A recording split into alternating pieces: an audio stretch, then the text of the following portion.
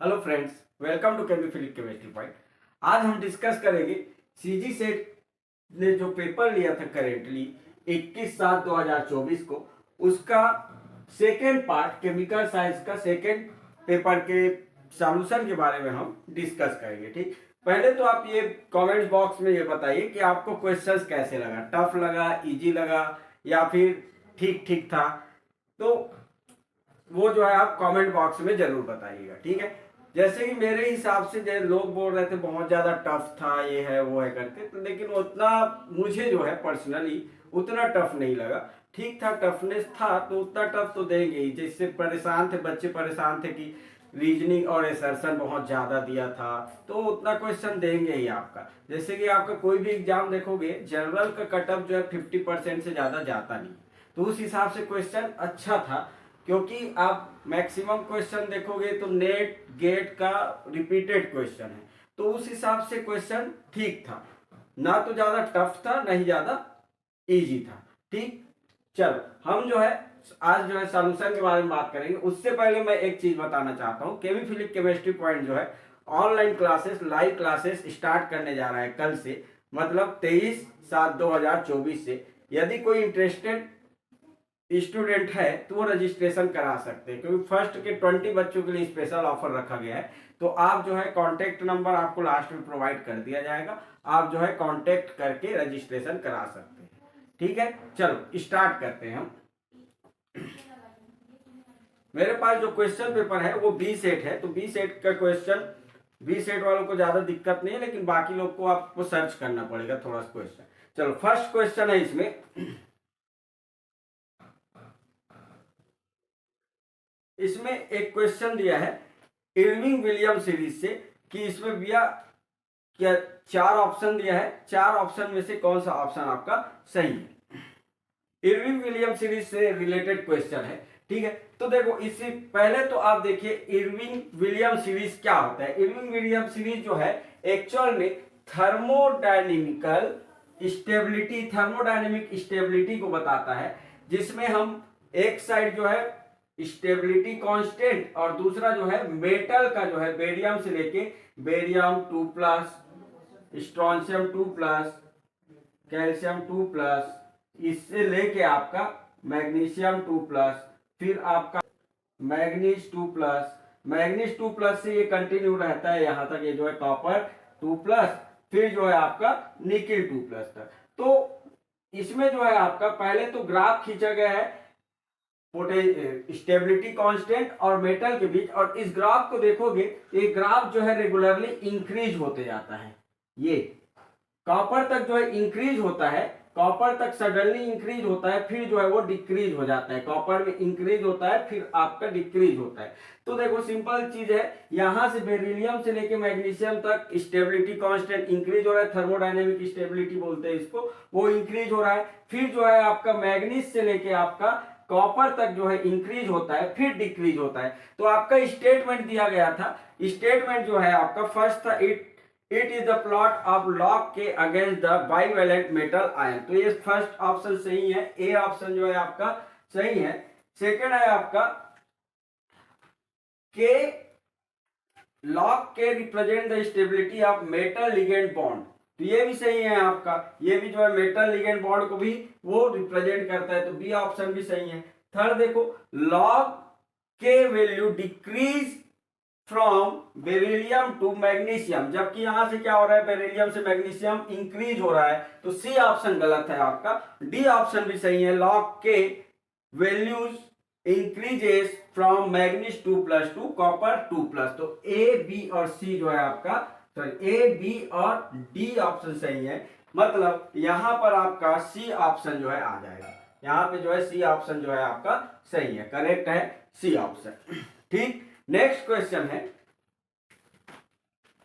Second question है आपका electronic transition possible. इसका इलेक्ट्रॉनिक ट्रांजिशन पूछा था FeCN6 4- का। तो इसका देखोगे तो इसमें से कोई भी ऑप्शन मैच नहीं कर रहा है, क्योंकि आपका इलेक्ट्रॉनिक ट्रांजिशन ये देखोगे तो यहां पर जो है Fe2+ के फॉर्म में रहते हैं लो स्पिन कॉम्प्लेक्स, क्योंकि ये जो है आपका स्ट्रॉन्ग लिगेंड है। तो इलेक्ट्रॉनिक कॉन्फ़िगरेशन देखोगे तो कुछ ऐसा रहता है इसका, ये होता है आपका T2G और ये होता है आपका Eg स्टार। यदि स्प्लिटिंग देखोगे तो कुछ ऐसा रहता है, ये जो है आपका लिगेंड का मतलब ये जो है बॉन्डिंग होता है, सभी लिगेंड का 6 इलेक्ट्रॉन रहता है ऑक्टाहेड्रल कॉम्प्लेक्स में, तो ये 12 इलेक्ट्रॉन इसमें आ जाता है 6 बॉन्ड का, ठीक। और फिर जो है आपका ट्रांजिशन, यदि इसका इलेक्ट्रॉनिक कॉन्फ़िगरेशन देखोगे D6 होता है लो स्पिन, मतलब T2G 6 Eg0 हो जाएगा। तो ये तीनों इलेक्ट्रॉन जो है नॉन बॉन्डिंग में होगा T2G का। तो ट्रांजिशन जो होगा, तो पॉसिबल ट्रांजिशन क्या क्या हो सकता है, देखो पॉसिबल ट्रांजिशन यहां से यहां हो सकता है, यहां से Eg से Eg स्टार भी हो सकता है, उसमें कोई दिक्कत नहीं, पॉसिबल बोल रहा है तो एनर्जी आप दोगे तो यहां से भी ट्रांजिशन होगा। T1U से यहां भी हो सकता है, अच्छा यहां भी हो सकता है A1 स्टार G में और T1 स्टार U में, लेकिन ऐसा कोई ऑप्शन है ही नहीं। यहां पर जो है यही ऑप्शन भी गलत दिया है, T2U होता ही नहीं है, T2G ही रहता है, ठीक। तो आपका ये क्वेश्चन डिलीट होगा। तो आप इसमें जो है क्लेम कर सकते हो ऐसा कोई एनर्जी स्टेट नहीं होता आपका, ठीक है। ये क्वेश्चन था थर्ड वाला, ये गेट का क्वेश्चन है, गेट या नेट का क्वेश्चन है, आया हुआ है प्रीवियस ईयर क्वेश्चन ही है। इसमें पूछा है सीईओ ऑर्डर क्या होगा, सीईओ बॉन्ड ऑर्डर क्या होगा, बॉन्ड ऑर्डर, ठीक। तो इसमें जो है आपका बॉन्ड ऑर्डर कोई बोलते हैं स्ट्रेचिंग फ्रीक्वेंसी, स्ट्रेचिंग फ्रीक्वेंसी जो है डायरेक्टली प्रोपोर्शनल होता है, स्ट्रेचिंग फ्रीक्वेंसी जो डायरेक्टली प्रोपोर्शनल होता है बॉन्ड ऑर्डर का, ठीक। अब बॉन्ड ऑर्डर में यदि देखोगे सीओ, ये जो है आपका मान लो कोई मेटल है, मेटल C+1O है, तो ये जो है आपका ये बॉन्ड के स्ट्रेंथ को पूछ रहा है, बॉन्ड स्ट्रेंथ को, ठीक। तो ये जो है आपका बैक, आपको पता है कि कार्बोनिल के पास पाई स्टार होता है जिसमें से ये बैक बॉन्डिंग करता है, तो पाई स्टार में जितना ज्यादा इलेक्ट्रॉन जाएगा वो बॉन्ड उतना वीक होता है। तो इसका जो है स्पेक्टेटर लिगेंड मतलब साथ में रहने वाले लिगेंड पे डिपेंड करता है। मतलब ये है कि मान लो ये लिगेंड है, तो ये जो है मेटल से जितना ज्यादा इलेक्ट्रॉन लेगा, इलेक्ट्रॉन बैक बॉन्डिंग कर रहा है, मान लो L जो है बैक बॉन्डिंग कर रहा है, तो इसके हिस्से में कम इलेक्ट्रॉन जाएगा तो ये बॉन्ड जो है स्ट्रांग होगा, जबकि MC बॉन्ड जो है आपका वीक होगा। लेकिन ये लिगेंड जो है कम इलेक्ट्रॉन विड्रॉ कर रहा है, तो इधर इलेक्ट्रॉन विड्रॉ ज्यादा रहेगा। मतलब इसके जो है आपका एक्सेप्टिंग नेचर पे डिपेंड करेगा, लिगेंड का एक्सेप्टिंग नेचर जितना ज्यादा रहेगा, बैक बॉन्डिंग COMC में जो है उतना कम होगा, मतलब CO बॉन्ड उतना ज्यादा स्ट्रांग होगा। तो अब देखो इसमें जो है आपका बस ये देखना है कि ये जो स्पेक्टेटर लिगेंड है, CO के अलावा जो लिगेंड है वो कौन सा लिगेंड है और उसका जो है पाई एक्सेप्टिंग टेंडेंसी क्या होता है। तो पाई एक्सेप्टिंग टेंडेंसी देखोगे, पाई एक्सेप्टिंग टेंडेंसी सबसे ज्यादा होता है आपका PCl3 का, PCl3 का, क्योंकि इसमें -I इफेक्ट रहता है। और फिर हो जाता है आपका PCl2 का, फिर PH, PCl, P2, PH2, PCl और सबसे कम होगा PPH3 का, ठीक। इन जनरल देखोगे तो PCl3 का सबसे ज्यादा होता है, PPH3 का, उसके बाद फिर होता है आपका फास्फिन का, ये ऑर्डर होता है आपका, ठीक। तो जनरली ये जो है आपका ये ऑर्डर फॉलो करता है, लेकिन जितना ज्यादा क्लोरीन आते जाएगा उसका पाई एक्सेप्टिंग नेचर उतना ज्यादा बढ़ते जाएगा, ठीक। तो यहां पर जो है आपका सबसे ज्यादा हो जाएगा आपका D का, फिर C का, फिर B का और फिर A का। अब इसमें कई लोगों को कंफ्यूजन ये था कि कौन सा ऑप्शन होगा, कि ये जो है आपका इंक्रीजिंग ऑर्डर में पूछा है डिक्रीजिंग ऑर्डर में। तो ऑप्शन देखोगे तो एक ही ऑप्शन बस मैच कर रहा है, उसमें A, B, C और D सीक्वेंस में जाओगे तो ये ऑप्शन नहीं दिया है, D, C, B, A नहीं दिया है, मतलब वो जो है आपका इंक्रीजिंग ऑर्डर में पूछा था। तो एक ही ऑप्शन है आपका, कौन सा ऑप्शन, ये जो है ऑप्शन है B, इसका जो है ऑप्शन आ जाएगा बी ऑप्शन जो है इसका करेक्ट है, बी ऑप्शन जो है आपका करेक्ट है, A, B, C और D, ठीक। चलो नेक्स्ट क्वेश्चन करते हैं। नेक्स्ट क्वेश्चन है, इसमें पूछा है कि Te6 4+ जो है किस टाइप का क्लस्टर होता है। तो आप पढ़े होगे इस टाइप का क्लस्टर को बोलते हैं जिंटल आयन, जिंटल आयन। और जिंटल आयन का एक नाम और है naked cluster, naked cluster. Naked cluster क्यों बोलते हैं? क्योंकि ये जो है आपका इसके साथ कोई भी लिगेंड नहीं होता, इसलिए हम इसको नेकेड क्लस्टर बोलते हैं। मतलब ये जो है ऑप्शन आ जाएगा आपका नेकेड स्ट्रक्चर। बी ऑप्शन आपका करेक्ट है। इसके फोर्थ में जो है आपका बी ऑप्शन करेक्ट है। नेक्स्ट क्वेश्चन जो है एसर्शन और रीजन वाला था, उसमें पूछा था कि भैया राका इंटर इलेक्ट्रॉनिक रिपल्सन पैरामीटर जो है, फर्स्ट एसर्शन ये दिया था कि राका इंटर इलेक्ट्रॉनिक रिपल्सन पैरामीटर जो होता है फ्री मेटल का कम होता है और कॉम्प्लेक्स मेटल का जो है आपका जो है आपका ज्यादा होता है। जबकि आप देख, और सेकेंड वाला था increase in the size of D orbital का साइज इंक्रीज होने से इंटर इलेक्ट्रॉनिक रिपल्सन जो है आपका कम होता था। ठीक, फिर जो है आपका देखो सिंपल सी चीज है, इसमें आपका फ्री मेटल आयन का देखोगे तो ज्यादा होता है, एक्चुअल में ज्यादा होता है कॉम्प्लेक्स मेटल का। रीजन क्या होता है? रीजन ये होता है कि फ्री मेटल में जो है आपका इलेक्ट्रॉन जो होता है, डी इलेक्ट्रॉन जो है मेटल के पास ही रहता है, जबकि मेटल और लिगेंड की बात करोगे तो इनका डी इलेक्ट्रॉन डिफ्यूज होता है, डी इलेक्ट्रॉन डिफ्यूज होता है लिगेंड का, और जितना कम डी इलेक्ट्रॉन डेंसिटी होता है राका रिपल्सन जो है उतना कम होता है, इंटर इलेक्ट्रॉनिक रिपल्सन उतना कम होता है। एक्चुअल में राका पैरामीटर बताता है जो सेम टाइप का जब टर्म सिंबल आ जाता है, जब ऑर्गेल डायग्राम में देखते हैं तो उसमें रिपल्सन होता है, उसी के बारे में बताता है। ठीक, तो इलेक्ट्रॉन डेंसिटी जितना ज्यादा होता है मेटल में तो रिपल्सन उतना ज्यादा होगा, उसका राका पैरामीटर उतना ज्यादा होगा। तो इस कारण से मेटल में जो है ऐसा कोई जो है डिफ्यूजन नहीं होता, डीलोकलाइजेशन नहीं होता, जबकि मेटल लिगेंड बॉन्ड बनाता है तो यहाँ पर इलेक्ट्रॉन जो है डिफ्यूज होता है। डिफ्यूज होने के कारण जो है इसमें जो है इलेक्ट्रॉन डेंसिटी कम होगा मेटल में, क्योंकि इलेक्ट्रॉन लिगेंड जो है आपका ले रहा है। इस कारण से आपका देखोगे तो यहाँ पर जो है आपका फ्री मेटल का हमेशा हाई होता है कॉम्प्लेक्स मेटल से। तो फर्स्ट ऑप्शन ही गलत है आपका, एसर्शन जो है गलत है। तो इसमें जो है आपका देखो फोर्थ ऑप्शन देखो एसर्शन ए इज फॉल्स, और कुछ पढ़ने की जरूरत है ही नहीं। ठीक, तो आपका इसमें जो है डी ऑप्शन आ जाएगा, ये ऑप्शन सही है। जैसे देखो डी ऑर्बिटल का साइज बढ़ेगा तो मेटल का इलेक्ट्रॉन डेंसिटी जो है आपका कम होगा। ठीक, तो ये जो है सही है लेकिन एसर्शन जो है आपका गलत है। ठीक, नेक्स्ट क्वेश्चन है, इस क्वेश्चन में इक्वेशन से रिलेटेड दिया है स्क्वायर प्लेनर में। ये बोल रहा है कि भैया इक्वेशन ये जो है आपका कॉम्प्लेक्स दिया है, 4 कॉम्प्लेक्स दिया है, इसमें जो है आपका इक्वेशन प्रोसेस वो प्रोसेस होता है जिसमें आपका एनायंस को रिप्लेस करता है वाटर मॉलिक्यूल्स आएगा और एनायंस को हटाएगा, मतलब क्लोरीन को क्या कर देगा, वो हटा देगा और उसके जगह में खुद जुड़ जाएगा। ठीक, तो उसी को हम इक्वेशन रिएक्शन बोलते हैं। ठीक, वाटर मॉलिक्यूल्स का, या हाइड्रोलिसिस भी बोलते हैं, इसी को हम हाइड्रोलिसिस भी बोलते हैं। तो यहां पर जो है ऑक्टाहेड्रल कॉम्प्लेक्स में देखोगे तो SN1 मैकेनिज्म से होता है, जबकि स्क्वायर प्लेनर में जो है आपका SN2 मैकेनिज्म। तो एसर्शन आपका सही है। ठीक, और दूसरा देखोगे आपका रीजन देखोगे the rate of equation should decrease from complex of lower positive to higher positive, मतलब कॉम्प्लेक्स के ऊपर जितना ज्यादा पॉजिटिव चार्ज आएगा उसका इक्वेशन उतना टफ होगा। ये भी सही है। क्यों? रीजन ये है जितना ज्यादा पॉजिटिव चार्ज आएगा, इसमें जितना ज्यादा पॉजिटिव चार्ज आएगा यहां पर बॉन्ड जो है उतना ज्यादा स्ट्रांग बनता है, प्लेटिनम और क्लोरीन के बीच उतना स्ट्रांग बॉन्डिंग होता है। स्ट्रांग बॉन्डिंग होने के कारण ये बॉन्ड जो है टफली टूटता है, उतना इजीली नहीं टूटता। ठीक, इस कारण से आपका सेकेंड वाला भी सही है। तो ये देखोगे आपका तो सबसे हार्ड देखोगे तो सबसे टफेस्ट जो है इसमें होगा आपका, सबसे स्लो जो है आपका SN2 मैग्नीशियम इसमें, क्योंकि पॉजिटिव चार्ज है, सबसे फास्ट इसमें होगा। ठीक, तो जितना ज्यादा इलेक्ट्रॉन जितना पॉजिटिव चार्ज रहेगा कॉम्प्लेक्स के ऊपर इक्वेशन रेट ऑफ इक्वेशन उतना कम होगा। ये भी सही है, ये भी सही है। लेकिन क्या रीजन इसका एक्सप्लेनेशन दे रहा है क्या?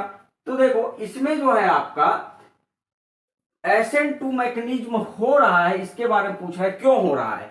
तो स्क्वायर प्लेनर कॉम्प्लेक्स देखोगे तो स्क्वायर प्लेनर कॉम्प्लेक्स जो है स्ट्रक्चरली अनसेचुरेटेड रहता है।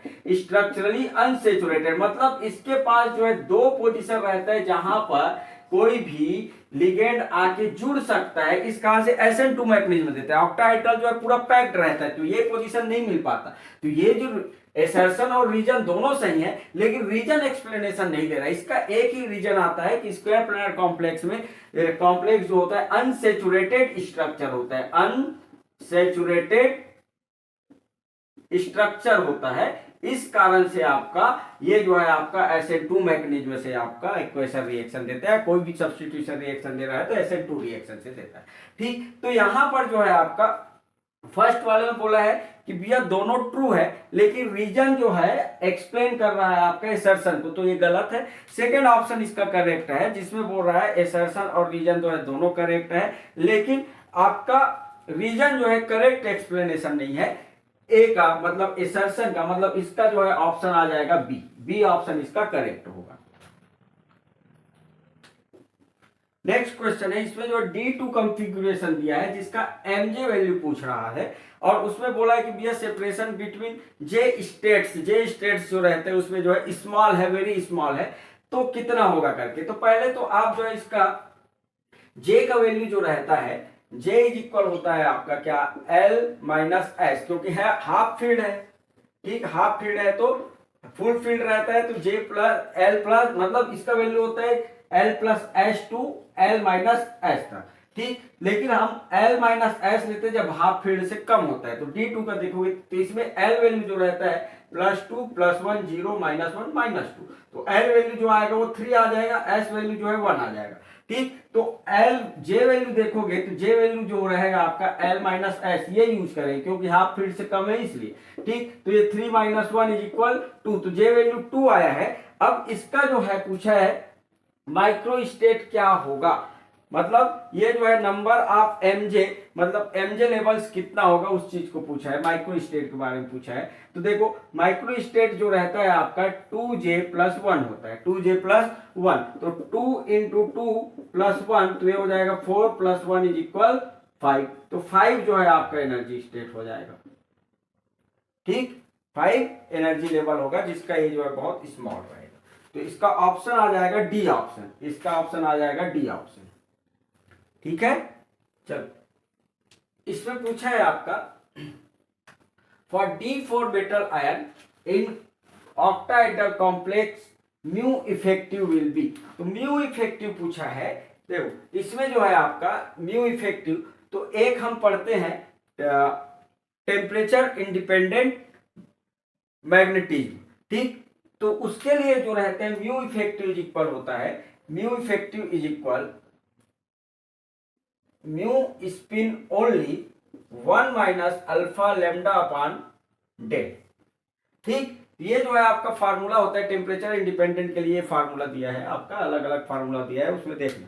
ठीक, अब इसमें जो है आपका अल्फा का वैल्यू जो होता है वो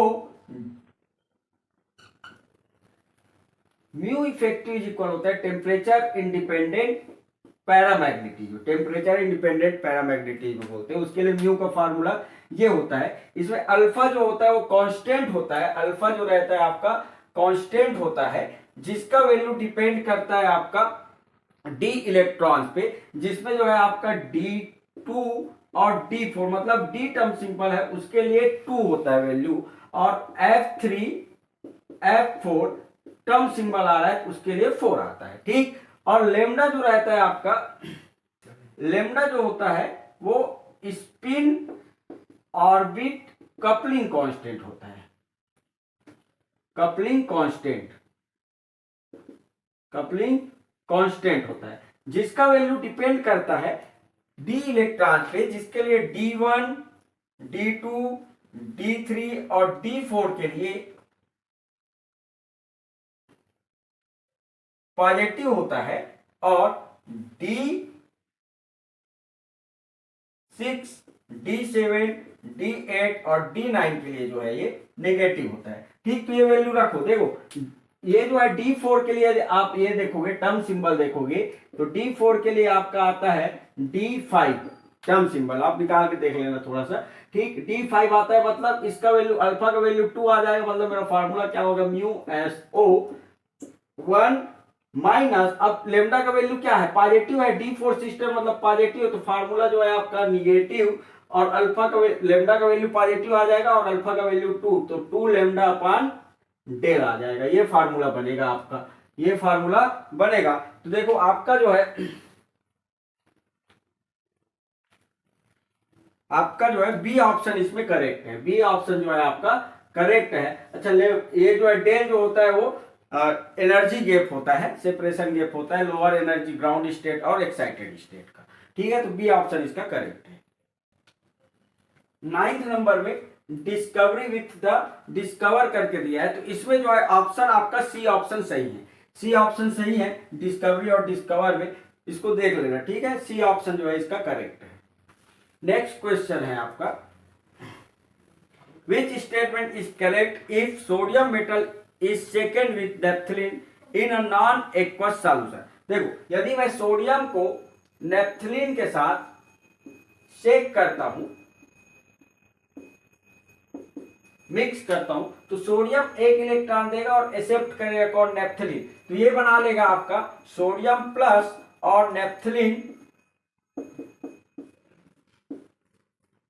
माइनस। ठीक, ये जो है आपका माइनस फॉर्म में रहेगा, लेकिन ये एक इलेक्ट्रॉन दे रहा है, मतलब ये रेडिकल फॉर्म में रहेगा, ये रेडिकल फॉर्म में रहेगा। ठीक, क्यों, क्योंकि ये जो है डायामैग्नेटिक होता है, डायामैग्नेटिक। अब एक इलेक्ट्रॉन सोडियम दे रहा है, मतलब ये क्या हो गया आपका पैरामैग्नेटिक। ये नेप्थलीन वाले ये सॉल्यूशन क्या हो गया आपका पैरामैग्नेटिक।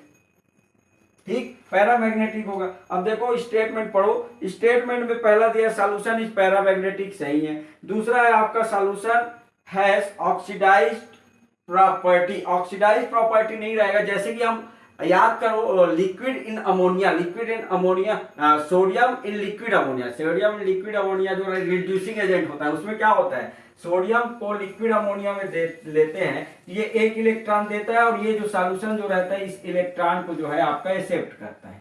ठीक, तो ये जो रहेगा आपका रिड्यूसिंग नेचर का रहेगा, ऑक्सीडाइजिंग नेचर का नहीं रहेगा।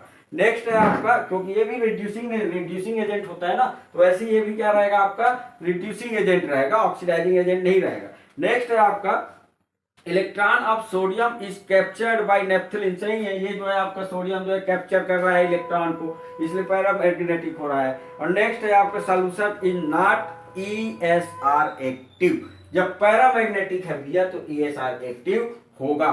देखो डी ऑप्शन किसमें नहीं है, ए ऑप्शन किसमें देख लो, और डी ऑप्शन किसमें नहीं है, सी और डी में जो है आपका डी ऑप्शन है, तो वो गलत है आपका। फर्स्ट ऑप्शन सही है और बी ऑप्शन गलत है, तो आपका ए ऑप्शन आ जाएगा। इसमें जो है आपका ए ऑप्शन आएगा, ए और सही है, ए और सी सही है। ऑक्सीडाइजिंग नेचर का नहीं रहता, वो जो है रिड्यूसिंग नेचर का रहता। चलो नेक्स्ट क्वेश्चन भी एसर्शन और रीजन वाला है। देखो एसर्शन क्या दिया, एसर्शन दिया भैया ये जो रहता है आपका ट्राइमेथिल एमीन जो होता है वो डिस्टॉर्टेड टेट्राहेड्रल होता है, जबकि ये जो है आपका ट्राइसिलाइल एमीन जो होता है वो जो है आपका प्लेनर होता है। ये सही है, डिस्टॉर्ट पिरामिडल शेप का रहता है ना, पिरामिडल शेप का, उसी को हम डिस्टॉर्टेड टेट्राहेड्रल बोलते हैं। ठीक, तो ये सही है और ये भी सही है। लेकिन रीजन बोला है, रीजन जो है because silicon is more electropositive than carbon, तो ये जो है आपका स्टेटमेंट तो सही है, रीजन तो सही है, लेकिन इसका एक्सप्लेनेशन नहीं कर रहा है। क्यों, क्योंकि ये जो है गेट का क्वेश्चन है, 2000 में पूछा था ये क्वेश्चन को। इसमें जो है दूसरा चीज पूछा था कि बेसिसिटी पूछा था कि भैया बेसिस इनका स्ट्रक्चर क्या होगा और बेसिसिटी किसका ज्यादा होगा करके। ठीक, तो थोड़ा समझना, इसका शेप होना चाहिए था क्या, ट्राइसिलाइल एमीन का शेप होना चाहिए था पिरामिडल शेप का, क्योंकि lone pair of electron VSEPR तो यही कहता है। लेकिन यहां पर एक कॉन्सेप्ट वर्क करता है बैक बॉन्डिंग का। ठीक, इसके पास वेकेंट ऑर्बिटल, इसके पास क्या है फील्ड ऑर्बिटल है। ये जो लोन पेयर ऑफ इलेक्ट्रॉन जो रहता है इन तीनों के साथ बैक बॉन्डिंग करता है। बैक बॉन्डिंग इतना ज्यादा होता है कि इसका लोन पेयर ऑफ इलेक्ट्रॉन जो रहता है बैक बॉन्डिंग में कन्वर्ट हो जाता है, इसलिए यहां पर पार्शियली डबल बॉन्ड आ जाता है, पार्शियल डबल बॉन्ड आ जाता है, जिसके कारण ये जो है कंपाउंड प्लेनर कॉम्प्लेक्स में कन्वर्ट हो जाता है। ठीक है, जो पार्शियल डबल बॉन्ड कैरेक्टर आ जाता है, लोन पेयर ऑफ इलेक्ट्रॉन गायब नाइट्रोजन का। ठीक, इसलिए क्या आता है आपका प्लेनर स्ट्रक्चर हो जाता है। तो इसका एक्सप्लेनेशन वही होगा, बैक बॉन्डिंग करता है लोन पेयर ऑफ इलेक्ट्रॉन। तो रीजन इसका सही है लेकिन एक्सप्लेन नहीं कर रहा है, तो आपका सही आंसर हो जाएगा कि both assertion and reason are true but reason is not correct explanation of assertion. ठीक, तो बी ऑप्शन इसका सही है। बी ऑप्शन इसका सही करेक्ट है। देखो नेक्स्ट क्वेश्चन है आपका, फास्फोरस, कौन सा फास्फोरस जो है फ्लैकी टाइप क्रिस्टल होता है, मतलब परतदार, जो लेयर्स फॉर्म में रहता है वो। तो जो है आपका व्हाइट वाला देखोगे तो व्हाइट वाला जो रहता है वो टेट्राहेड्रल फॉर्म में रहता है, टेट्राहेड्रल फॉर्म में कुछ ऐसा रहता है, ठीक है, ये व्हाइट वाला। जबकि रेड वाला देखोगे, रेड फास्फोरस, तो यहां पर जो ये पॉलीमर फॉर्म में चला जाता है, टेट्राहेड्रल तो होता है लेकिन ये पर जो है आपका ये वाला बॉन्ड टूट जाता है और ये वाला बॉन्ड टूटने के कारण ये जो है आपका पॉलीमेरिक फॉर्म में कन्वर्ट हो जाता है, ठीक। और एक ही बचा कौन सा भैया, आपका ब्लैक फास्फोरस जो होता है वो हेक्सागोनल स्ट्रक्चर में होता है और लेयर्स फॉर्म में, जो ग्रेफाइट रहते हैं ना, ग्रेफाइट का लेयर वैसे ही आपका लेयर रहता है, लेकिन ग्रेफाइट में डबल बॉन्ड रहता है, एरोमेटिक कैरेक्टर रहता है, कुछ ऐसे रहता है आपका फास्फोरस फास्फोरस फास्फोरस। ये जो है क्वेश्चन, ये लेयर फॉर्म में रहते हैं, ग्रेफाइट का लेयर रहता है वैसे लेयर, तो किसको बोलते हैं ग्रेफाइट टाइप का लेयर, किस कौन से फास्फोरस, तो ये जो रहेगा आपका ब्लैक फास्फोरस जो है इसका सही आंसर है, ब्लैक फास्फोरस इसका सही आंसर है। तो इसका ऑप्शन आ जाएगा ऑप्शन सी, ऑप्शन सी।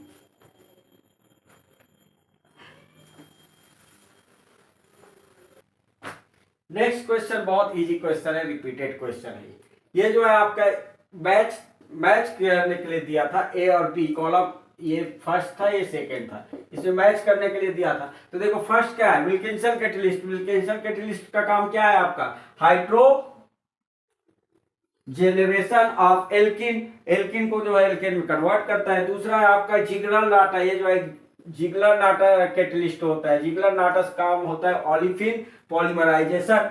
आपका ये जो रहता है आपका हाइड्रोफॉर्मुलेशन कैटलिस्ट होता है, आपका हाइड्रोफॉर्मुलेशन करता है आपका, ठीक। और ये जो रहता है आपका मैंसेटो एसिटिक एसिड प्रोसेस में वर्क करता है ये वाला कैटलिस्ट। तो आपका फर्स्ट का आ जाएगा, फर्स्ट का आ जाएगा फोर्थ, ए का फोर्थ, बी का आ जाएगा आपका थर्ड और सी का आ जाएगा आपका सेकेंड और इसका आ जाएगा फर्स्ट, ठीक। तो यहां पर ऑप्शन हो जाएगा लास्ट वाला ऑप्शन, डी ऑप्शन, यहां पर जो है डी ऑप्शन आ जाएगा।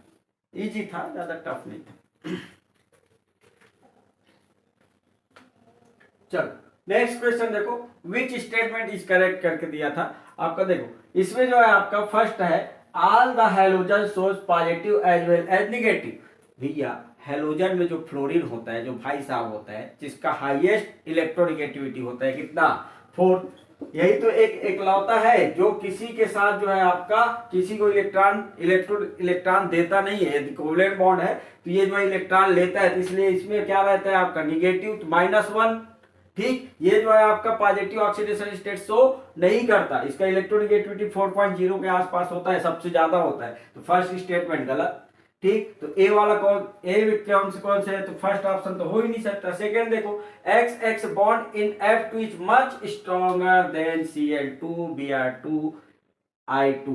जितना छोटा साइज होता है एटम का उतना स्ट्रॉन्ग बॉन्ड बनाता है, ऑर्बिटल जितना छोटा उतना स्ट्रॉन्ग बॉन्ड। यदि नहीं है आपको ये चीज नहीं पता तो थोड़ा सा ओवरलैपिंग वाला वीडियो देखना हमारा, उसमें समझ में आ जाएगा, ठीक। देखो लेकिन F2 होना चाहिए क्या, F2 का ज्यादा, फिर Cl2 का, फिर Br2 का, फिर I2 का, यहां से यहाँ क्या होना चाहिए आपका बॉन्ड स्ट्रेंथ कम होना चाहिए। लेकिन भैया फ्लोरीन भाई साहब जो होता है, फ्लोरीन भाई साहब जो होता है इसका साइज छोटा और लोड पेयर ऑफ इलेक्ट्रॉन बहुत ज्यादा, इलेक्ट्रॉन डेंसिटी बहुत ज्यादा, इसलिए रिपल्सन होता है, इसमें बहुत ज्यादा रिपल्सन होता है, रिपल्सन होता है, इसका बॉन्ड क्या हो जाता है, वीक हो जाता है। इसलिए देखोगे आप तो Cl2 का सबसे ज्यादा, फिर Br2 का, फिर I2 का, फिर F2 का। F2 का बॉन्ड स्ट्रेंथ जो है सबसे कम होता है, आयोडीन से भी कम होता है। रीजन क्या है, लोन पेयर रिपल्सन होता है, लोन पेयर बहुत ज्यादा है, छोटा साइज है, छोटा साइज होने का रिपल्सन ज्यादा, इसलिए दूर हट जाता है, दूर हट जाता है, इसलिए इसका बॉन्ड स्ट्रेंथ सबसे कम। अब देखो बी ऑप्शन क्या है आपका, बी ऑप्शन आपका गलत है, तो बी किस में नहीं है, देखो ये जो है आपका, ये जो है आपका या तो सी हो हाँ, या तो आपका ये ऑप्शन भी कैंसल आउट हो गया, बी वाला भी क्या हो गया आपका कैंसल आउट। अब बचा कौन कौन सा, ये दोनों बचा सी और डी। सी और डी में देखो आप जो है SCl6 पढ़े हो क्या कहीं, नहीं पढ़े हो, क्यों? क्योंकि बनाता ही नहीं है, स्टेबल ही नहीं है आपका, छोटा साइज का होता है, सल्फर क्लोरीन का साइज बड़ा होता है, तो पैकिंग फ्रैक्शन बहुत हाई होता है ऑक्टाहेड्रल होने के कारण, 6 इलेक्ट्रॉन को वो नहीं कर सकता स्टेबल, इसलिए आपका स्टेबल कॉम्प्लेक्स बनाता है कौन? SF6 ही पढ़े होगे, FCl6 नहीं पढ़े होगे आप। तो आपका फ्लोरीन बस क्या करता है, आपका हेक्सा हैलाइड बनाता है, जबकि बाकी नहीं बनाता। लास्ट तो है फ्लोरीन डज नॉट फॉर्म पॉलीहैलाइड। पॉलीहैलाइड बनाएगा कब? पॉलीहैलाइड मतलब क्या? जो आपका हैलाइड के साथ खुद रिएक्शन करे, ऐसा जो है आपका रिएक्शन करे, ये IF5 ICl3, ये सब क्या है? पॉलीहैलाइड है। तो भैया फ्लोरीन जो है एक बॉन्ड ही बनाता है, एक से अपना वैलेंसी हाई, एक ही वैलेंसी होते हैं, एक से ज्यादा नहीं होता, तो आपका डी ऑप्शन सही है। तो क्या हो जाएगा? C&D हो जाएगा। ठीक है, तो सी ऑप्शन इसका सही हो जाएगा। देखो नेक्स्ट क्वेश्चन है, ये बोल रहा है कि स्ट्रॉन्ग एसिड, जैसे कि आपका नॉन एक्वस सॉल्यूशन का क्वेश्चन है ये, इसमें जो है आपका मान लो HF को सॉल्वेंट के फॉर्म में ले रहे हैं और एसिड डाल रहे हैं, नाइट्रिक एसिड स्ट्रॉन्ग एसिड है, लेकिन वो जो है आपका HF में एज अ बेस वर्क करता है। ठीक, तो बेस वर्क करता है, तो सिंपल चीज है, बेस उसको बोलते हैं जो आपका, जैसे कि आपका मान लो नाइट्रिक एसिड बेस की तरह वर्क कर रहा है, नाइट्रिक एसिड जो है HF से बेस की तरह वर्क कर रहा है, तो ये जो है आपका नाइट्रोजन क्या करेगा, आपके इससे इलेक्ट्रॉन लेगा, तो ये कन्वर्ट हो जाएगा किसमें? ये जो रहेगा आपका कन्वर्ट हो जाएगा आपका F माइनस में प्लस H2NO3, ये जो बनता है वो है। ठीक, इसको हम बाद में देख लेंगे, इससे डिस्कशन, ये बनता नहीं है, ऐसा वैसा नहीं है। H प्लस आयन एब्स्ट्रैक्ट करेगा मतलब बेस है, F माइनस बना, F माइनस बना ना, तो F माइनस बना, तो F माइनस अकेले थोड़ा ना घूमेगा, वो कहाँ चला जाता है आपका इसके साथ और बना लेता है क्या? बहुत बेहतरीन कॉम्प्लेक्स बनाता है। ये कॉम्प्लेक्स यदि आपको पता होगा, तो ये जो आपका हाइड्रोजन बॉन्डिंग होता है ना, तो ये हाइड्रो बॉन्ड ऑर्डर देखोगे तो ये 2 आता है बॉन्ड ऑर्डर। ठीक है, NMR करोगे, 2 फ्लोरीन जो है सेम इन्वायरमेंट में दिखता है, बहुत स्ट्रॉन्गेस्ट हाइड्रोजन बॉन्डिंग पाया जाता है इसी में, इसी कॉम्प्लेक्स में, F2 माइनस के फॉर्म में। तो ये जो रहेगा आपका F2H F2 माइनस बना लेगा, H2F प्लस नहीं बनाएगा। यदि मान लो ऐसा होता, ये एसिड की तरह वर्क करता, ये एसिड की तरह वर्क करता, तब ये जो है आपका नाइट्रिक एसिड एसिड की तरह वर्क करता, तब ये जो है HF में जो है आपका फ्लोरीन जो है एक्सेप्ट करता और ये बनाता H2F प्लस। लेकिन ये स्टेटमेंट गलत है, नाइट्रिक एसिड जो है HF में जो है बेस की तरह वर्क करता है, बेस की तरह वर्क करेगा तो आयन बनाएगा आपका HF2 माइनस, ना कि ये। तो आपका रीजन जो है गलत है, लेकिन फर्स्ट जो है ऐसा सही है, तो ऑप्शन आ जाएगा सी ऑप्शन।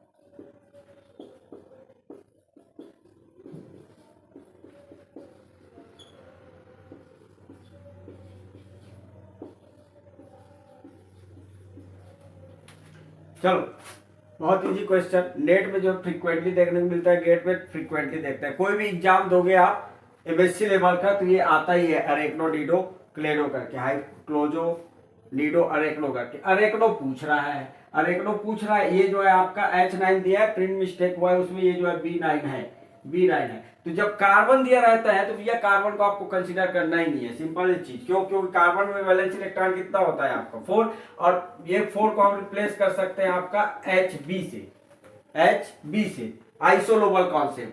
ठीक, आइसोलोबल कॉन्सेप्ट के थ्रू, तो इसको कंसीडर ही मत करो, इसको छोड़ दो, क्योंकि जितना बोरान उतना ही हाइड्रोजन। तो ये बचा क्या आपका B9H12 माइनस, तो इसको करोगे आप B9H9, ये क्या हो जाएगा आपका 4 माइनस, मतलब ये हो जाएगा डीडो। ये जो है B7H7 6 माइनस, मतलब ये हो जाएगा अरेक्नो। यहाँ पर देखोगे तो ये B2H24 माइनस निडो, और ये जो है आपका B8H82 माइनस क्लोजो। 2 माइनस रहता है क्लोजो, 4 माइनस होता है निडो, 6 माइनस होता है अरेक्नो, 8 माइनस होता है तो क्लेडो, हाइपो क्लेडो, हाइपो उसके बाद जो है 10 माइनस होता है तो क्लेडो। तो आपका ऑप्शन कौन सा आ जाएगा? B option. B option is correct answer. देखो, जब यूरेनियम 238 पे बम्बार्डमेंट करते हैं न्यूट्रॉन का, तो ये कन्वर्ट होता है पहले यूरेनियम 239 पे, लेकिन वो ये स्टेबल नहीं होता, ये डिकम्पोज हो जाता है नेपच्यूनियम में, नेपच्यूनियम 239 पे। फिर ये जो है आपका कन्वर्ट हो जाता है प्लूटोनियम 239 पे। तो स्टेबल कॉम्प्लेक्स होता है प्लूटोनियम 239। ये जो है बीटा पार्टिकल इमिट करता है, बीटा पार्टिकल इमिट करता है, ये भी बीटा पार्टिकल इमिट करता है, और ये जो है ये बनाता है। ये जो है आपका, कई लोग बोल रहे थे कि ये आंसर आएगा कैप्चर करेगा, सिंपली कैप्चर। लेकिन सोचो किसी चीज को आप डिस्टर्ब कर रहे हो, तो डिस्टर्ब कर रहे हो तो उसको एक्सेप्ट किया, इसको एक्सेप्ट किया न्यूट्रॉन को, तो वो जो है आपका स्टेबल नहीं रहेगा, वो फिर आपका फिर से डिकम्पोज होता है, रेडियो एक्टिविटी शो करता है, तो वो नेपच्यूनियम में कन्वर्ट होता है, फिर प्लूटोनियम में कन्वर्ट होता है। ठीक है, ठीक। तो ऑप्शन आ जाएगा इसका सी ऑप्शन।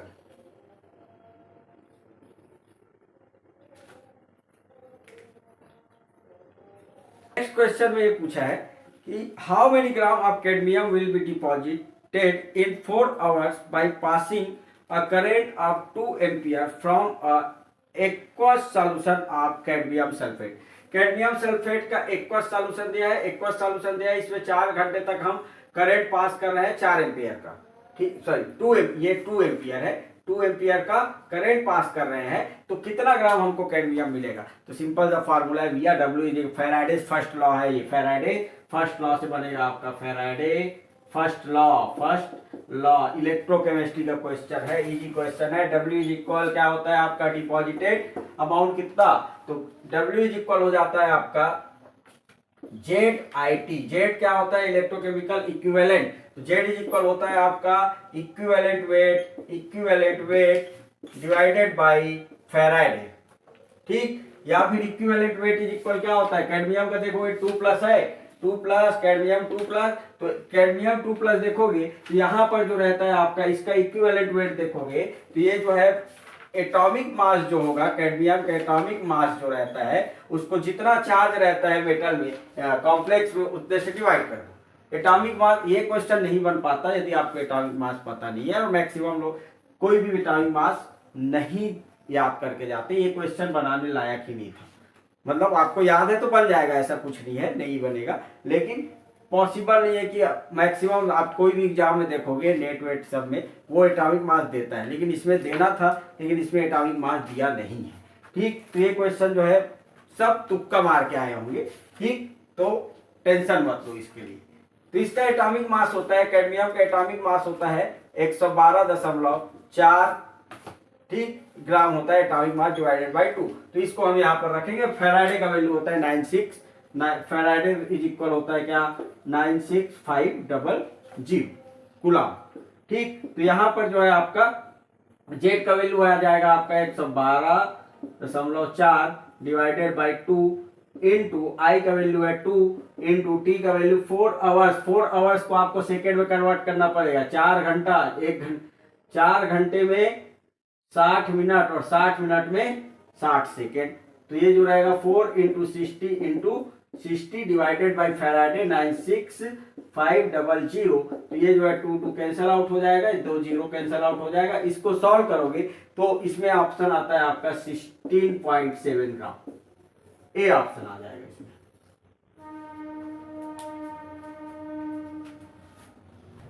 नेक्स्ट क्वेश्चन है the product X form by reaction of ferrocene with acetyl chloride and aluminium trichloride. ये जो है आपका फेरोसिल का रिएक्शन जो है एसिटाइल क्लोराइड और एल्यूमिनियम क्लोराइड से कराने से क्या बनेगा? ये रिएक्शन होता है Friedel Craft reaction, Friedel Craft acylation, ठीक। तो फ्रीडल क्राफ्ट एसाइलेशन फेरोसिल के जो है एक पोजीशन पे जाके जुड़ता है, सभी पोजीशन एक जैसा है, सभी पोजीशन एक जैसा है तो कोई पोजीशन में जोड़ सकते हो, यहाँ पर भी जोड़ सकते हो और इस पोजीशन में जोड़ सकते हो, इस पोजीशन में, सभी पोजीशन इक्विवेलेंट है। तो इसमें जो ऑप्शन है ए और सी दोनों ऑप्शन सही है।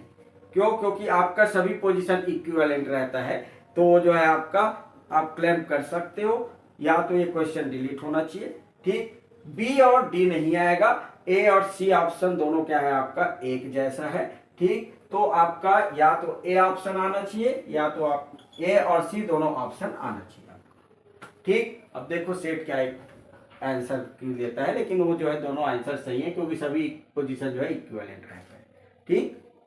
Fe3CO12 है, उसमें मास बार पीक कितना होगा वो पूछा है। तो देखो जितने टाइप का आपका न्यूक्लियाई होता है, मास बार न्यूक्लियाई होता है, उतने टाइप का डिफरेंट इन्वायरमेंट में रहता है। जैसे एनएमआर में डिफरेंट टाइप का प्रोटॉन होता है, वैसे ही आपका डिफरेंट टाइप का न्यूक्लियाई होता है, उतना ही आपका पीक देता है। इसका स्ट्रक्चर देखोगे OMC में ऑर्गेनोमेटेलिक कंपाउंड में इसको पढ़ते हैं Fe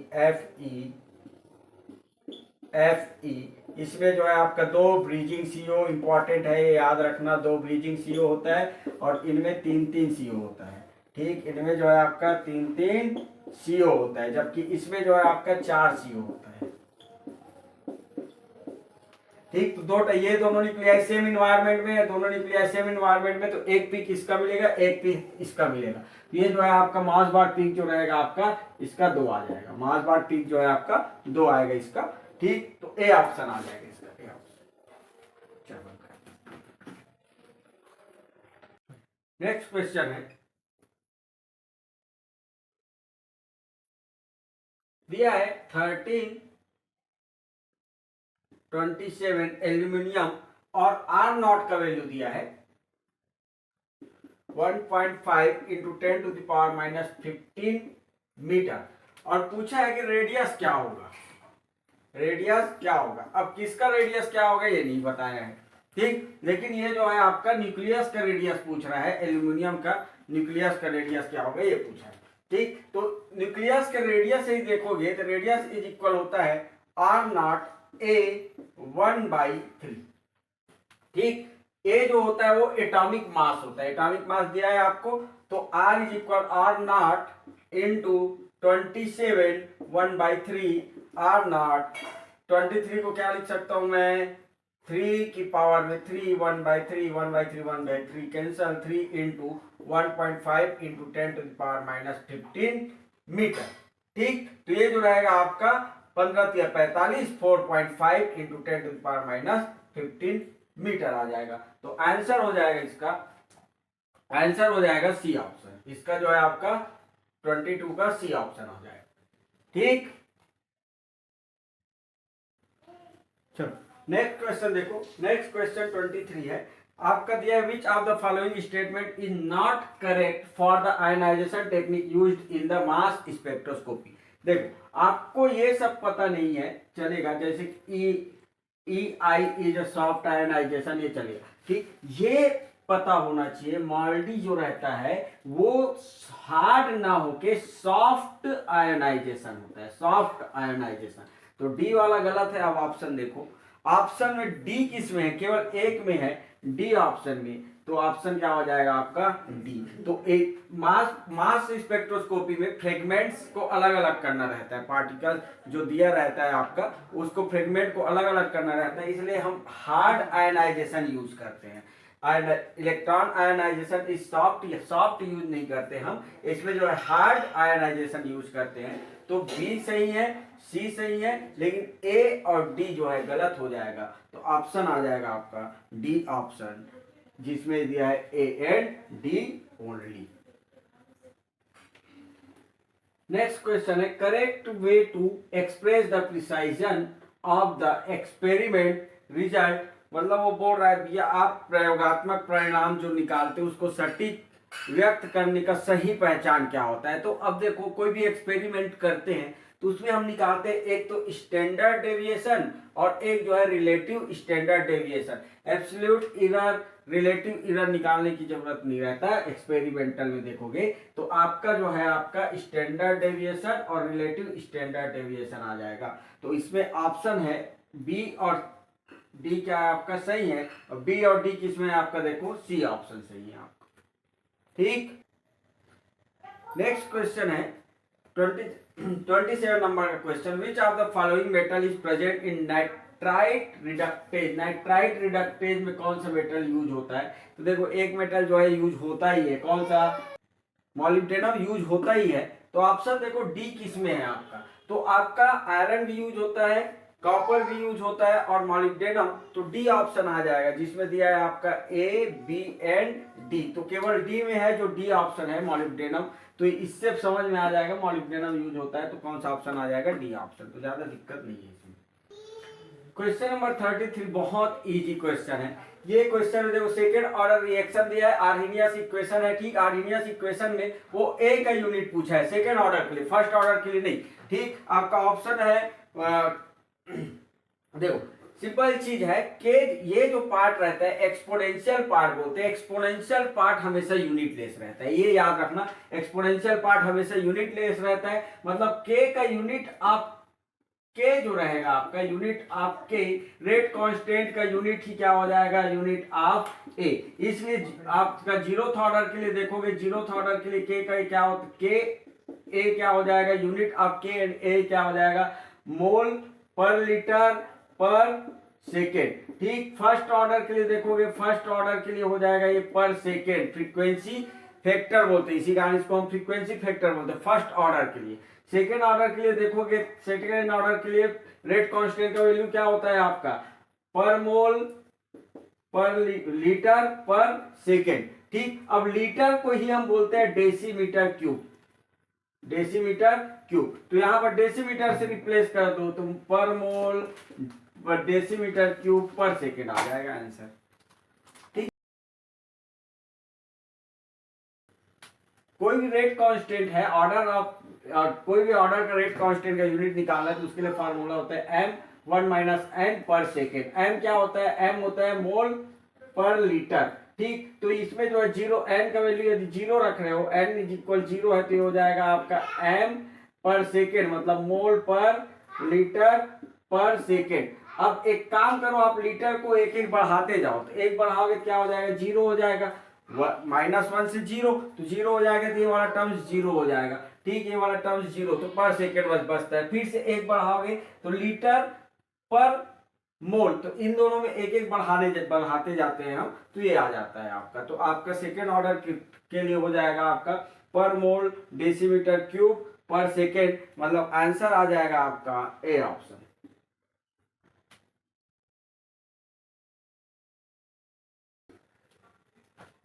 देखो इस क्वेश्चन में जो है एक रिएक्शन बना के दिया है और एक्टिवेशन एनर्जी दिया है। ठीक, E1 E-1 E2 activation energy दिया है और ओवरऑल एक्टिवेशन एनर्जी निकालना है। तो इसके लिए पहले आपको ये जो है काइनेटिक्स का क्वेश्चन है, इसमें जो है आपका रेट कांस्टेंट, पहले ओवरऑल रेट कांस्टेंट निकाल लो, उसके बाद जो है एक्टिवेशन एनर्जी निकालेंगे। तो पहले ओवरऑल रेट कांस्टेंट ये करोगे तो रेट ऑफ रिएक्शन किससे देते हैं हम, लास्ट स्टेप से। इक्विलिब्रियम स्टेप हमेशा फास्ट होता है, स्लो स्टेप से देते हैं या फिर लास्ट स्टेप से देते हैं। तो ये जो रहेगा आपका रेट ऑफ रिएक्शन, जो रहेगा आपका rate of reaction, rate is equal हो जाएगा K2C सॉरी K2B।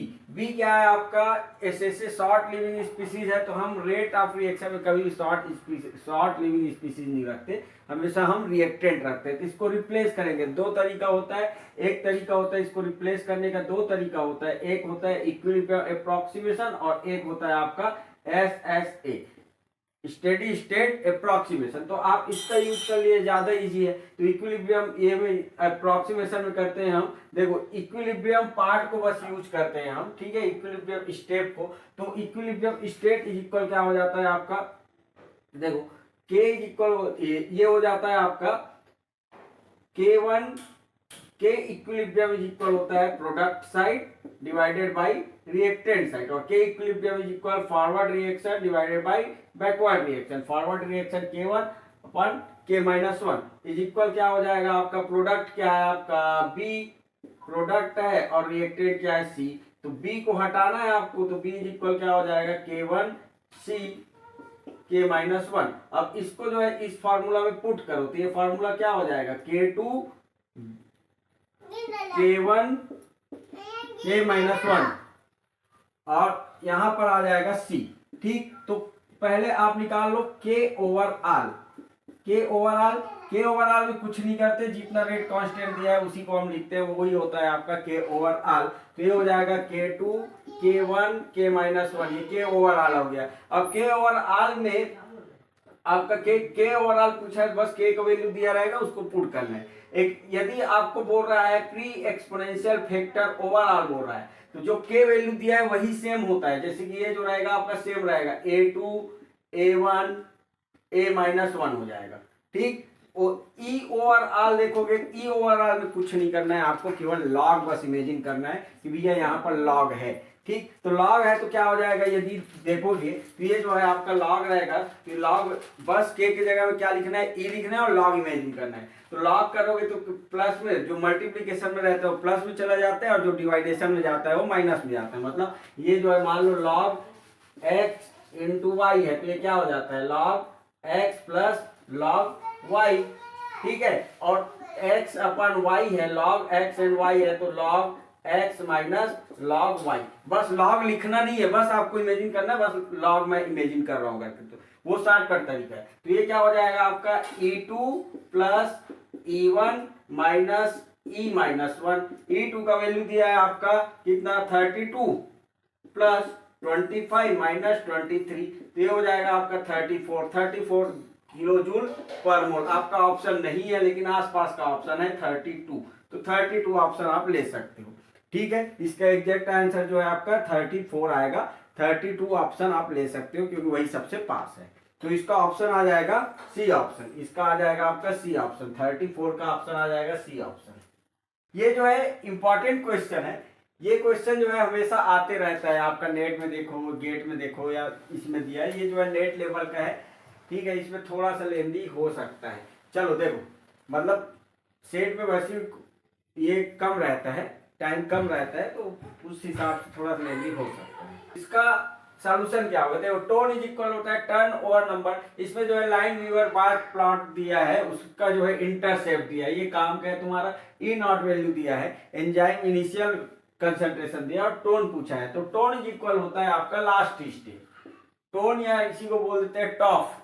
ठीक, इज इक्वल होता है लास्ट स्टेप K3, या फिर K3 इज इक्वल होता है V max upon E not. तो भैया तुम्हारे पास ई नॉट तो है, या तो K3 होना चाहिए या तो ये दोनों होना चाहिए। K3 आप पॉसिबल नहीं है निकालना, ई नॉट आप निकाल, ए नॉट आपके पास है, इनिशियल वैल्यू दिया है, V मैक्स बस निकाल लो। तो V मैक्स इज इक्वल क्या होता है, तो लाइन व्यूअर प्लॉट जब खींचते हैं हम किसके किसके बीच, 1/r और 1/s के बीच, substrate of rate, inverse of rate and inverse of substrate. तो ये जो रहता है आपका प्लॉट कुछ ऐसे आता है। इसका इंटरसेप्ट जो रहता है, इंटरसेप्ट इज इक्वल होता है 1/v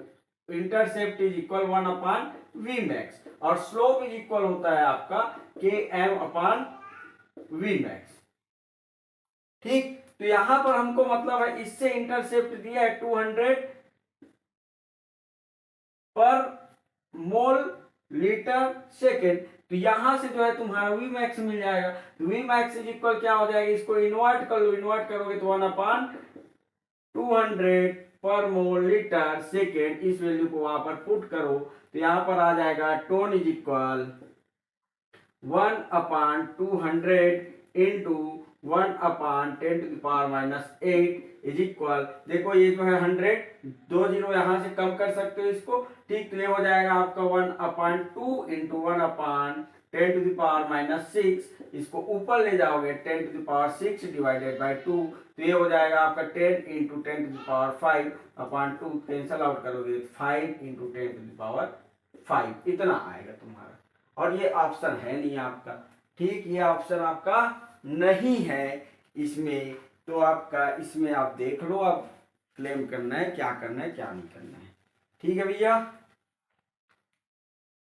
ठीक है, ऑप्शन दिया ही नहीं है, 10⁷ दिया है आपका। ठीक है, तो आपका ना तो फर्स्ट हो सकता है, ना सेकेंड हो सकता है, ना थर्ड हो सकता है, ना ही फोर्थ हो सकता है।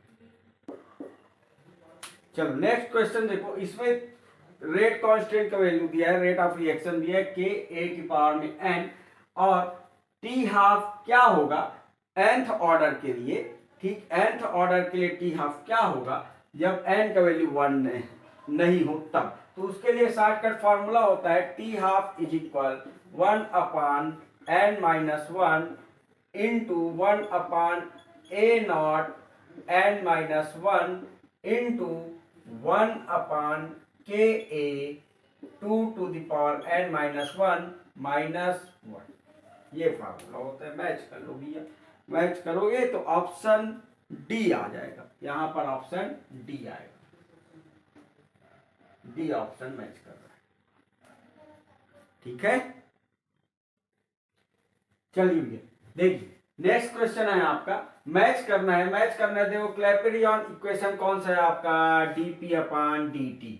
तो फर्स्ट का आ जाएगा आपका थर्ड, एक आ जाएगा third, want half equation second का सेकेंड। इसका यूज करते हैं, आर्हीनियस इक्वेशन पढ़ते हैं ना, तो वांट हाफ इक्वेशन का यूज करके ही आर्हीनियस इक्वेशन निकाला जाता है। ठीक, तो आपका सेकेंड का बी का आ गया सेकेंड। अब बाकी मैच कर लो, देखो उसमें जो है ए का थर्ड ऑप्शन कौन सा है, या तो ए होगा या सी होगा। अब बी का क्या है, सेकेंड है, तो तुम्हारा फर्स्ट ऑप्शन मैच कर जाएगा, मतलब सी का आ जाएगा आपका फोर्थ नंबर, सी का आ जाएगा फोर्थ नंबर, और डी का आ जाएगा आपका फर्स्ट नंबर। ठीक, गिव्स हेल्महोल्ट्ज़ इक्वेशन, ये जो है फर्स्ट इक्वेशन है।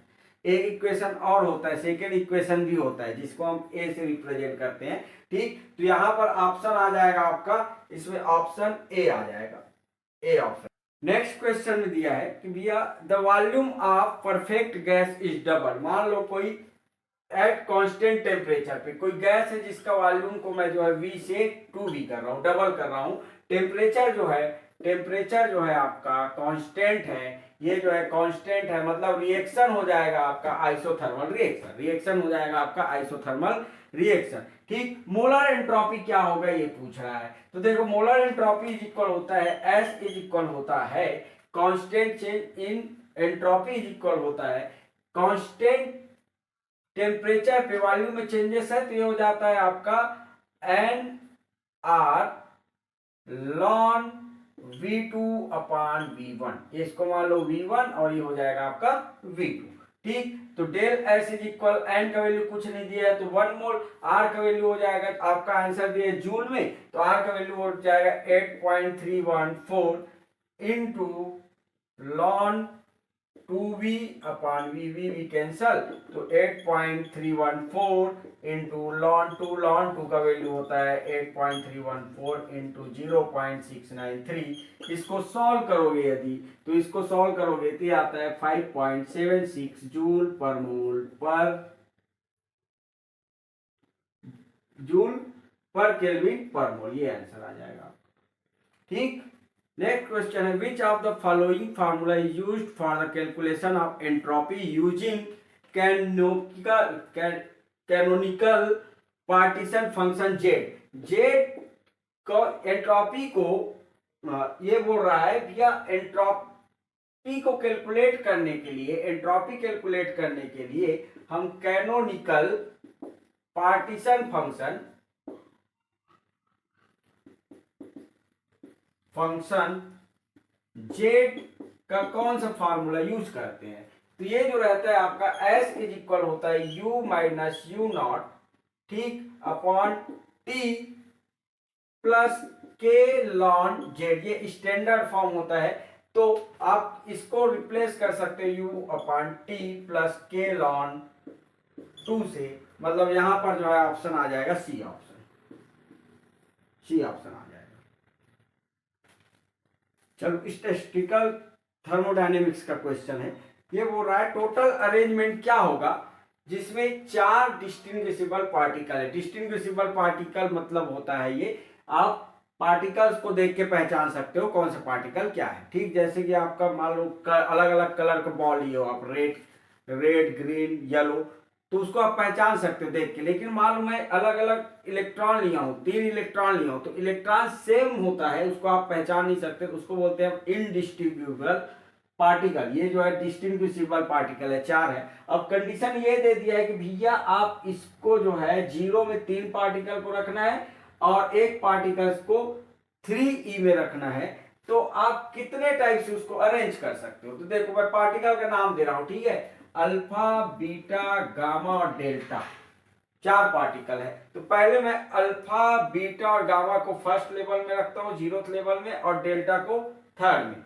फिर जो है आपका एक को ऊपर ले जाओ, उसको नीचे लाओ, बीटा, गामा, डेल्टा। अब ले जाओ अल्फा को, फिर जो है आपका बीटा, अल्फा, गामा, डेल्टा। फिर जो है आपका गामा, अल्फा, बीटा, डेल्टा। और कोई अरेंजमेंट हो सकता है क्या? नहीं हो सकता। क्यों? क्योंकि बाउंड्री कंडीशन ये थी इसमें 3 होना चाहिए और इसमें जो है आपका 1 होना चाहिए। तो ये 4 तरीके से आप अरेंज कर सकते हो।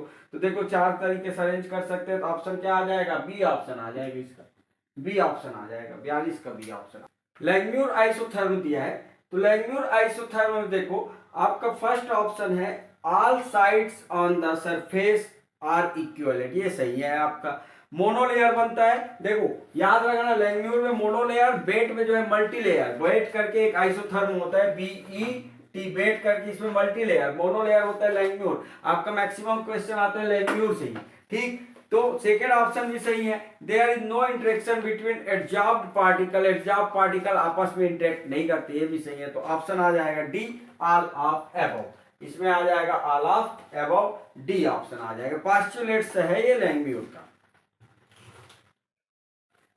नेक्स्ट क्वेश्चन है कंडक्टिविटी ऑफ, एक तो आपको कंडक्टिविटी दिया है कप्पा का वैल्यू, मतलब स्पेसिफिक कंडक्टेंस दिया है 0.1411 साइमन पर मीटर, ठीक। उसके बाद जो है आपका कंसंट्रेशन दिया है 0.01 मोल पर लीटर, डेसीमीटर क्यूब को हम पर मोल पर लीटर, सॉरी लीटर भी बोलते हैं, डेसीमीटर क्यूब ही आपका लीटर होता है, ठीक।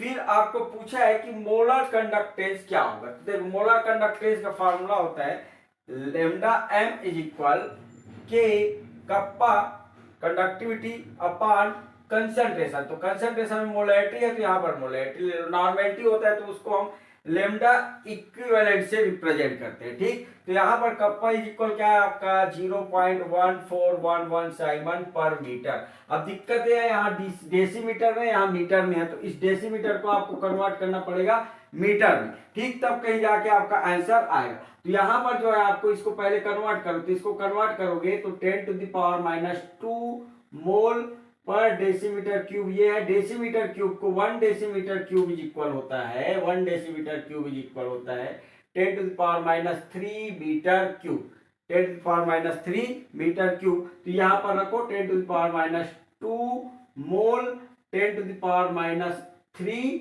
Metre cube. अब 10⁻³ को ऊपर ले जाओगे 10⁻³ हो जाएगा, ये 10⁻³ ऊपर जाके 10⁻³ ऊपर जाके 10⁻³ हो जाएगा मोल डेसीमीटर, सॉरी मीटर क्यूब। तो ये हो जाएगा आपका 10 मोल मीटर क्यूब। भैया सीधा का सीधा ये मत रख देना, ये मत रख देना, पूरा अर्थ का अनर्थ हो जाएगा। इसको आपको इनका यूनिट को आपको सेम रखना पड़ेगा। ये मीटर में है ना तो इसको मीटर में, डेसीमीटर में रहता है सीधा सीधा रख देते हैं। यदि सेंटीमीटर में रहता है ये तो इसको चेंज करते हैं हम सेंटीमीटर में, इसलिए फार्मूला में देखना 1000 से मल्टीप्लाई करते हैं क्योंकि मैक्सिमम टाइम इसको सेंटीमीटर दिया रहता है इसलिए, ठीक। तो याद रखना इसको चेंज करना पड़ेगा आपको। तो कप्पा का वैल्यू कितना दिया आपका 0.1411 साइमन पर मीटर और डिवाइडेड बाय 10 मोल पर डेसीमीटर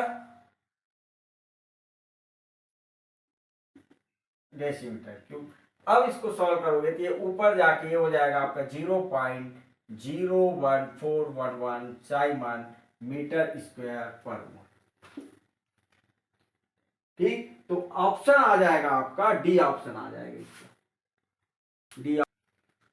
देखो नेक्स्ट क्वेश्चन में आयनिक स्ट्रेंथ क्या होगा ये पूछा है। देखो ionic strength of 1 molar univalent, 1 molar unibivalent and 1 molar bivalent electrolytes will be. देखो इसमें कुछ नहीं है भैया, आपको यूनिवैलेंट मतलब पोटेशियम क्लोराइड ले लो, यूनिडाई मतलब कैल्शियम क्लोराइड ले लो, बाई बोल रहा है मतलब आप ले लो कैल्शियम सल्फेट, बाइवैलेंट मतलब जिसमें ऑक्सीडेशन स्टेट जो है +2 -2 हो, ये +2 -1 और इसमें जो है +1 -1, तो ये यूनी है, ये बाई यूनी और बाई तो इसमें कुछ नहीं है, शॉर्टकट फार्मूला है आयनिक स्ट्रेंथ का, यूनी टाइप का रहता है, तो जितना उसका मोलर कंसंट्रेशन होता है वही उसका आयनिक स्ट्रेंथ होता है। ठीक, तो यहाँ पर जो है आयनिक स्ट्रेंथ इज इक्वल आ जाएगा 1, और फार्मूला होता है, फार्मूला देखो, फार्मूला होता है आपका ionic strength is equal summation MI/Z का स्क्वायर। जेड जो होता है चार्ज ऑन इलेक्ट्रोलाइट और m जो होता है कंसंट्रेशन ऑफ इलेक्ट्रोलाइट। ठीक, तो यहाँ पर जो है सीधा शॉर्टकट फार्मूला होता है कि जो यूनी होता है जितना उसका मोलर कंसंट्रेशन दिया रहता है वही उसका क्या हो जाता है, आयनिक स्ट्रेंथ। और कुछ नहीं है, मिक्स कर दिया ना, सभी को मिक्स किया है, तो अलग अलग निकाल लो, लास्ट में जोड़ दो तो आ जाएगा आपका आंसर। ठीक, तो फिर यहाँ पर आ जाएगा यूनी बाई में ये जो है 3 गुना ज्यादा होता है, 3 गुना होता है। ठीक, तो ये हो जाएगा आपका 1 मोलर, ये हो जाएगा 3 मोलर, और बाई में 4 टाइम्स होता है, 4 टाइम्स होता है, तो ये हो जाएगा 4m। जोड़ दो तो क्या हो जा रहा है, 8m आ रहा है, तो आंसर हो जाएगा 8m। देखो इसमें जो है एक रिएक्शन दिया है, इलेक्ट्रोकेमिस्ट्री का क्वेश्चन है ये, इलेक्ट्रोकेमिकल सीरीज का, ये जो है इलेक्ट्रोकेमिकल सेल का क्वेश्चन है। ये एक रिएक्शन दिया है और इसमें ई नॉट वैल्यू दिया है, डेल जी स्टैंडर्ड गिव्स फ्री एनर्जी दिया है, पूछा है। तो देखो स्टैंडर्ड गिव्स फ्री एनर्जी इक्वल देखोगे minus n F E naught. N क्या होता है आपका कि रिएक्शन में कितना इलेक्ट्रॉन एक्सचेंज कर रहा है। ठीक, एफ जो है फेराडे होते हैं, और ये जो ई नॉट जो है, ई नॉट तो स्टैंडर्ड इलेक्ट्रोड पोटेंशियल जो दिया हुआ है। अब देखो सिल्वर +1 है, +1 से 0 में जा रहा है, कितना इलेक्ट्रॉन चेंज किया है, एक इलेक्ट्रॉन क्या किया होगा, एक्सेप्ट किया होगा, तो एक इलेक्ट्रॉन एक्सचेंज हुआ है, तो एन का वैल्यू 1 हो जाएगा, तो माइनस एफ का वैल्यू होता है 96,500 और ई नॉट का वैल्यू 0.2223, इसको मल्टीप्लाई करना -21.45 किलो जूल आ जाएगा आपका। ठीक है, किलो जूल आपका आंसर आ जाएगा, मतलब बी ऑप्शन आएगा, माइनस में रहेगा, लेकिन ये माइनस में रहेगा। नेक्स्ट क्वेश्चन है, a hydrogen molecule confined to a 100 centimetre cube vessel. V दिया है आपका, हाइड्रोजन का वी दिया है आपका 100 सेंटीमीटर क्यूब वॉल्यूम दिया है। ठीक, और थर्मल वेवलेंथ जो होता है, थर्मल वेवलेंथ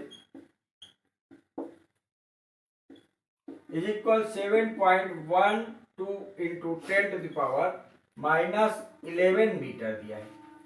ठीक है, -11 मीटर दिया है। अब देखो यहां पर दिया आपका ये जो लेमडा है, फार्मूला जो होता है, पूछा है आपको translational partition function, translational partition function का वैल्यू फार्मूला होता है Q translational is equal V upon lambda cube, और लेमडा बराबर होता है h अपॉन 2πm/kT। एच जो है प्लांक कांस्टेंट, एम जो है मास ऑफ पार्टिकल, के जो है बोल्ट्जमैन कांस्टेंट, और टी जो है टेम्परेचर है। ठीक, हाफ के बराबर होता है, इसी को बोलते हैं हम थर्मल वेवलेंथ, थर्मल वेवलेंथ बोलते हैं। ठीक, तो आपको सब चीज तो दिया है, तो Q R T R is equal V का वैल्यू दिया है 100 सेंटीमीटर, और आपको जो है आंसर जो है मीटर में चाहिए, तो एक काम करो, इसको पहले कन्वर्ट कर लो। देखो या तो इसको सेंटीमीटर में कन्वर्ट कर लो या इसको मीटर में कन्वर्ट कर लो, ज्यादा अच्छा है सेंटीमीटर को मीटर में कन्वर्ट कर लो। तो सेंटीमीटर को यदि मीटर में कन्वर्ट करोगे तो 1 सेंटीमीटर क्यूब इज इक्वल होता है, 1 सेंटीमीटर क्यूब इज इक्वल होता है 10⁻6 मीटर क्यूब। कर लेंगे, कन्वर्ट करने के बाद फार्मूला वैल्यू रखो, तो Q T R is equal V upon lambda N, तो v का वैल्यू कितना है 100 into 10 to the power -6, 7.12 into 10 to the power -11 metre का क्यूब है। तो इसको सॉल्व करोगे तो इसका क्यूब करोगे 7.12 का क्यूब करोगे तो 100 इंटू 10 टू द पावर -6, और इसका क्यूब करोगे 360.9 समथिंग आता है into 10 to the power -33 metre cube. अब इस को डिवाइड करोगे, इतने पार्ट को डिवाइड करोगे तो ये आता है आपका 0.277 into 10 to the power -6 upon 10 to the power -33। इसको ऊपर ले जाओ तो 0.277 इंटू 10 टू द पावर -6 और 33 हो जाएगा, मतलब 10 टू द पावर -27, मतलब ये जो है आंसर में है आपका 26 और 11, तो ये 26 हो जाएगा 2.77 इंटू 10⁻, प्लस सॉरी माइनस में रहेगा प्लस में रहेगा 26, तो ऑप्शन आ जाएगा आपका A option, A option. Next question पूछा है हैमिल्टोनियन मैट्रिक्स फॉर साइक्लोब्यूटाडाइन, ये जो है हकल्स मॉलिक्यूलर ऑर्बिटल से रिलेटेड है। देखो उसमें कुछ नहीं करना रहता, देख पहले तो आप स्ट्रक्चर बना लो, साइक्लोब्यूटाडाइन का स्ट्रक्चर क्या होगा, कुछ ऐसा होगा, ठीक, नंबरिंग कर लो, फर्स्ट कार्बन है, सेकंड कार्बन है, थर्ड कार्बन है, फोर्थ कार्बन है, मैट्रिक्स जितने कार्बन रहते हैं उतने कार्बन का मैट्रिक्स बनता है, उतना ही मैट्रिक्स बनता है, तो ये 4 कार्बन है तो 4/4 का मैट्रिक्स बन जाएगा। तो सिंपल चीज है, इसमें जो रहता है आपका रो और कॉलम जो है सेम नंबर पे रहेगा, ठीक, इजी है, इसको बहुत बहुत किए हो आप लोग। देखो इसमें जो है फर्स्ट कार्बन के लिए तो फर्स्ट रो के लिए C11, C12, C13, C14, ठीक, ये जो है कॉलम को रो को बताता है फर्स्ट वाला नंबर, सेकेंड वाला जो है रो को बताता है आपका, सॉरी फर्स्ट वाला रो को बताता है, सेकेंड वाला कॉलम को, ये first column, second column, third column, ठीक। देखो फिर C21, C23, C22, C23 और C24, C31, C32, C33, C34, C41, C42, C43 और C44, ठीक।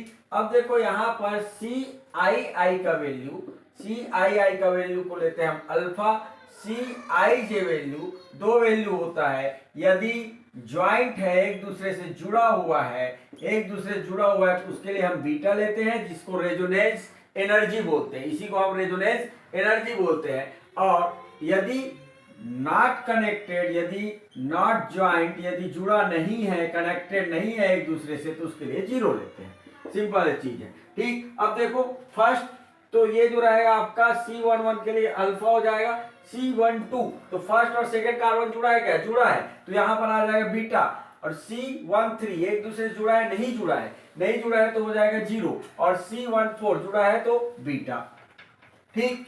C21 सेकेंड और 1 जुड़ा है तो बीटा, C22 तो 22 है तो अल्फा, C23 एक दूसरे से जुड़ा है तो बीटा, फिर 0, फिर आ जाएगा C13 जुड़ा है, नहीं जुड़ा है तो 0, C23 जुड़ा है तो बीटा, 33 के लिए आ जाएगा आपका अल्फा, और फिर आ जाएगा 4 और 3 जुड़ा है तो ये हो जाएगा आपका बीटा, ठीक। C41 जुड़ा है तो बीटा, सेकेंड नहीं जुड़ा है 0, C43 जुड़ा है बीटा। और 50 नंबर बोला है भैया क्लोरो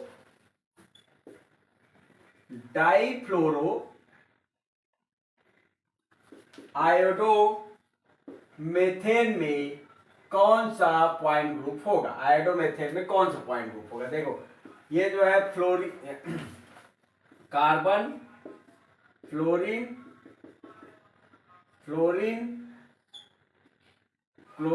और आयोडीन, ये दिया है कौन सा पॉइंट ग्रुप होगा। तो कौन कौन से एक्सिस लग रहा है और कौन कौन सा प्लेन लग रहा है वो चीज बस देखो। टेट्राहेड्रल स्ट्रक्चर को रिप्रेजेंट करने के 2 तरीका है, एक तो ऐसा और एक ऐसा, ठीक। अब देखो इसमें एक्सिस तो लगेगा नहीं कहीं से, लेकिन एक प्लेन लगेगा, कौन सा, ये वाला प्लेन लगेगा, जिसमें ये क्लोरीन मान लो, इसको आयोडीन, ये ब्लैक वाले को आप जो है, ये दोनों ब्लैक वाला है तो इसको फ्लोरीन मान लो, तो यहां से एक प्लेन लगेगा जो एक दूसरे रिफ्लेक्ट करेगा, तो केवल प्लेन है, तो ऐसा पॉइंट ग्रुप जिसमें केवल प्लेन पाया जाता है तो CS पॉइंट ग्रुप, मतलब ऑप्शन आ जाएगा आपका डी ऑप्शन आ जाएगा इसका। ओके फ्रेंड्स, आज इतना ही, नेक्स्ट पार्ट जो है जल्दी अपलोड करूंगा मैं, तब तक आप जो है इतना देखिए और अपना आंसर मैच करिए और कमेंट बॉक्स में बताइए कितना सही हुआ है और कितना गलत हुआ है, ठीक है। बेस्ट ऑफ लक, चैनल को सब्सक्राइब, वीडियो को शेयर और कमेंट जरूर करना। Thank you.